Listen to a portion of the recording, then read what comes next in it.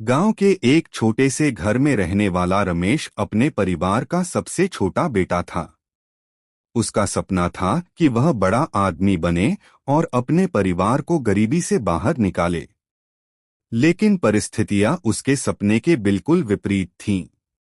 उसके पिता एक साधारण किसान थे जो मुश्किल से परिवार का पेट पाल पाते थे। रमेश का बचपन संघर्षों से भरा हुआ था। स्कूल जाने के लिए उसे 3 किलोमीटर पैदल चलना पड़ता था। कभी कभी तो वह खाली पेट ही स्कूल चला जाता क्योंकि घर में खाना बनाने के लिए अनाज नहीं होता था। लेकिन रमेश को पढ़ाई का बहुत शौक था। वह जानता था कि पढ़ाई ही उसकी जिंदगी बदल सकती है। रमेश ने अपनी पढ़ाई जारी रखी। गांव में बिजली की सुविधा नहीं थी, इसलिए वह रात में दीपक की रोशनी में पढ़ाई करता। वह अपने अध्यापकों से सवाल पूछने में कभी झिझकता नहीं था। उसकी मेहनत और लगन देखकर अध्यापक भी उसकी मदद करने में खुशी महसूस करते थे। एक दिन गांव में एक सरकारी अधिकारी आए जो गरीब और होनहार बच्चों को स्कॉलरशिप देने के लिए चयन कर रहे थे। रमेश ने परीक्षा दी और पूरे जिले में पहला स्थान प्राप्त किया। उसे शहर के एक बड़े स्कूल में पढ़ाई के लिए स्कॉलरशिप मिली। यह रमेश और उसके परिवार के लिए गर्व का क्षण था। शहर में रमेश को कई मुश्किलों का सामना करना पड़ा। यहाँ के बच्चे महंगे कपड़े पहनते थे, अच्छे से खाते पीते थे, जबकि रमेश के पास सीमित साधन थे। वह कभी कभी अपनी आर्थिक स्थिति को देखकर निराश हो जाता, लेकिन उसने कभी हार नहीं मानी। रमेश ने तय किया कि वह अपने ज्ञान और मेहनत से इन सारी बाधाओं को पार करेगा।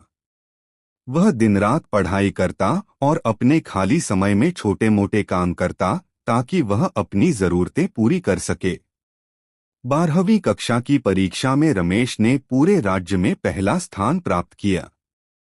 उसकी यह सफलता उसके परिवार और गांव के लिए गर्व की बात थी। अब उसे देश के सबसे बड़े इंजीनियरिंग कॉलेज में पढ़ाई करने का मौका मिला। कॉलेज में भी रमेश ने अपनी मेहनत जारी रखी। उसने हमेशा अपनी गरीबी को अपनी ताकत बनाया। पढ़ाई के साथ साथ उसने पार्ट टाइम नौकरी भी की। उसकी मेहनत रंग लाई और कॉलेज के आखिरी वर्ष में उसे एक बड़ी मल्टीनेशनल कंपनी में नौकरी का प्रस्ताव मिला। रमेश ने अपनी नौकरी शुरू की और अपने परिवार की स्थिति को सुधारने में लग गया। उसने अपने माता पिता के लिए एक बड़ा घर बनवाया और अपने भाई बहनों की पढ़ाई का खर्च उठाया। अब उसका पूरा परिवार खुशहाल जीवन जी रहा था। रमेश ने साबित कर दिया कि गरीबी और संघर्ष को सफलता की राह में बाधा नहीं बनने देना चाहिए। अगर इंसान में आत्मविश्वास, मेहनत और दृढ़ निश्चय हो तो वह अपने सपनों को जरूर पूरा कर सकता है।